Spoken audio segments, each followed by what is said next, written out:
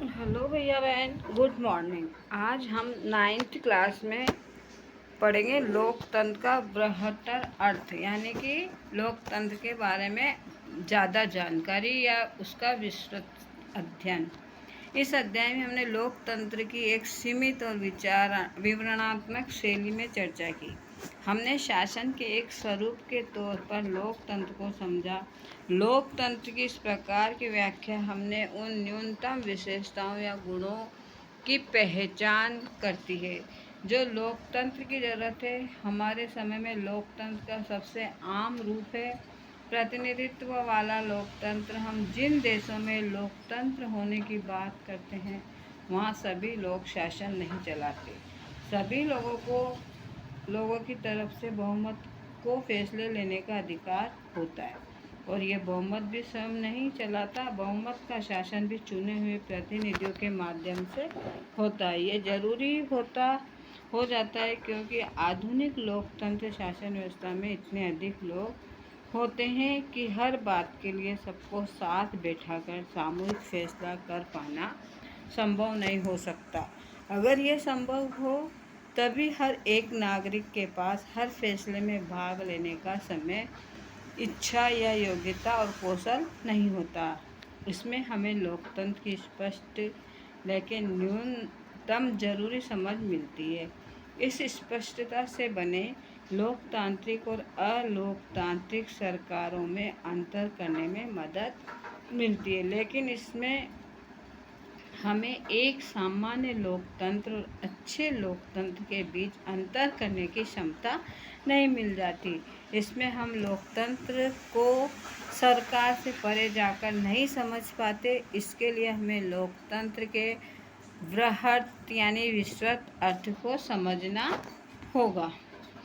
कई बार हम लोकतंत्र का प्रयोग सरकार के से अलग संगठनों के लिए करते हैं। जरा इन कथनों पर गौर कीजिए। हम लोगों का परिवार काफ़ी लोकतांत्रिक है। जब भी फैसला करना होता है तो हम सभी साथ बैठकर आपसी सहमति से फैसले लेते हैं। फैसले में मेरे विचार का भी उतना ही महत्व होता है जितना मेरे पिताजी का।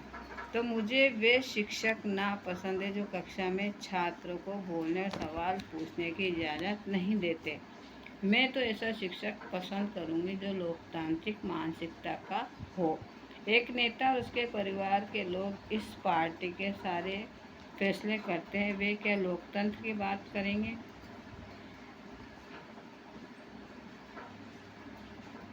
लोकतंत्र शब्द का इस तरह का प्रयोग फैसले लेने के बुनियादी तरीकों को उजागर करता है। लोकतंत्र फैसले का मतलब होता है कि हम फैसले से प्रभावित होने वाले सभी लोगों के साथ विचार विमर्श करने के बाद और उनकी स्वीकृति से फैसले लेना, यानी जो शक्तिशाली न हो उसका भी किसी फैसले में उतना ही महत्व होना जितना किसी बहुत शक्तिशाली का। यह बात सरकार या परिवार पर लागू होती है और किसी अन्य संगठन पर भी। इस प्रकार का लोकतंत्र एक ऐसा सिद्धांत है जिनका प्रयोग जीवन में किसी भी क्षेत्र में हो सकता है। कई बार हम लोकतंत्र शब्द का प्रयोग किसी मौजूदा सरकार के लिए नहीं करेंगे, कुछ आदर्शों के लिए करते हैं। इन्हें पाने का प्रयास सभी लोकतांत्रिक शासन को जरूर करना चाहिए। इस देश में वास्तविक लोकतंत्र तभी आएगा जब किसी को भूखे पेट सोने की ज़रूरत नहीं होगी। तो प्रत्येक नागरिक का फैसला लेने में समान भूमिका निभानी चाहिए। इसके लिए वोट के समान अधिकार भर की ज़रूरत नहीं है। हर नागरिक को इसके लिए सूचना की समान उपलब्धता, बुनियादी कक्षा, बुनियादी संसाधन और पक्की निष्ठा होनी चाहिए। अगर हम इन आदर्श पैमानों के आधार पर आज की शासन व्यवस्था को परखें तो लगेगा कि दुनिया में कहीं भी लोकतंत्र नहीं है। फिर भी आदर्श के रूप में लोकतंत्र की हमारी समझदारी हमें बार बार यह याद दिलाती है कि हम लोकतंत्र को इतना महत्व क्यों देते हैं।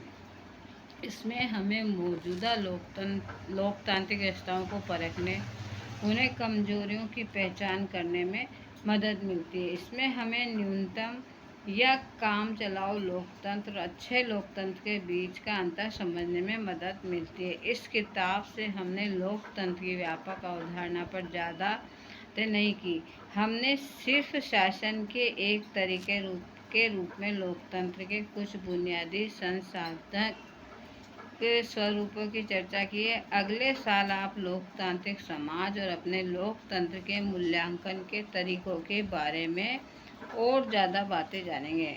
इस समय हमें सिर्फ इतना याद कर लेना जरूरी है कि लोकतंत्र जीवन के अनेक पहलुओं में प्रासंगिक है और लोकतंत्र कई रूप में ग्रहण कर सकता है। समानता के आधार पर चर्चा और विचार विमर्श के बुनियादी सिद्धांत को माना जाए तो लोकतांत्रिक ढंग का फैसला है कई तरह का हो सकता है। आज की दुनिया में लोकतांत्रिक शासन व्यवस्था का सबसे आम रूप है लोगों द्वारा चुने हुए प्रतिनिधियों के माध्यम से शासन चलाना। तो बच्चों, आपको ये बात समझ में आ गई है। लोकतंत्र का मेन जो बात है, जो चीज़ें, वो ये है कि लोकतंत्र सरकार में शासन व्यवस्था का सबसे आम रूप लोगों द्वारा चुने प्रतिनिधियों के माध्यम से शासन चलाना। इसके बारे में हम अध्याय 4 में ज़्यादा विस्तार से पढ़ेंगे। लेकिन जब समुदाय छोटा हो तब लोकतांत्रिक फैसले लेने के दूसरे तरीके भी अपनाए जा सकते हैं। फिर भी सभी लोग साथ बैठकर सीधे वही फैसले कर सकते हैं। किसी गांव की ग्राम सभा को इसी तरह काम करना चाहिए। क्या आप लोकतांत्रिक फैसले लेने के कुछ और तरीकों की कल्पना कर सकते हैं? इसका यह भी मतलब हुआ कि किसी भी देश में आदर्श लोकतंत्र नहीं है। लोकतंत्र की जिन विशेषताओं पर चर्चा हमने इस अध्याय में की वे लोकतंत्र की न्यूनतम शर्तें, पर इनमें यह आदर्श लोकतंत्र नहीं बनता। एक आदर्श लोकतंत्र में निर्णय लेने की प्रक्रिया लोकतांत्रिक होनी चाहिए।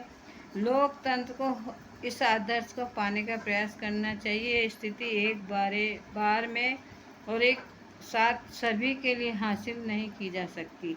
इसके लिए लोकतांत्रिक फैसले लेने की प्रक्रिया को बचाए रखने और मजबूत करते जाने की ज़रूरत होती है। नागरिक के तौर पर हम जो भी काम करते हैं वह भी हमारे देश के लोकतंत्र को अच्छा या खराब बनाने में मदद करता है। यही लोकतंत्र की ताकत है और यही कमजोरी भी। देश का भविष्य शासकों के कामकाज में भी ज़्यादा नागरिकों के कामकाज पर निर्भर करता है। यही चीज़ लोकतंत्र को अन्य शासन व्यवस्थाओं से अलग करती है। राजशाही, तानाशाही या एक दल के शासन जैसी अन्य व्यवस्थाओं में सभी नागरिकों को राजनीति में हिस्सेदारी करने की जरूरत नहीं रहती। दरअसल अधिकांश गैर लोकतांत्रिक सरकारें चाहती ही नहीं वो राजनीति में हिस्सा ले, लेकिन लोकतांत्रिक व्यवस्था सभी नागरिकों की सक्रिय भागीदारी पर निर्भर करती है। इसलिए लोकतंत्र के बारे में पढ़ाई हो तो लोकतंत्र राजनीति पर ही ध्यान केंद्रित करना चाहिए। तो आपने ऊपर देखा कि राजशाही, तानाशाही या एक दल, राजशाही, तानाशाही या एक दल शासन व्यवस्थाओं को गैर लोकतांत्रिक शासन व्यवस्था कहते हैं।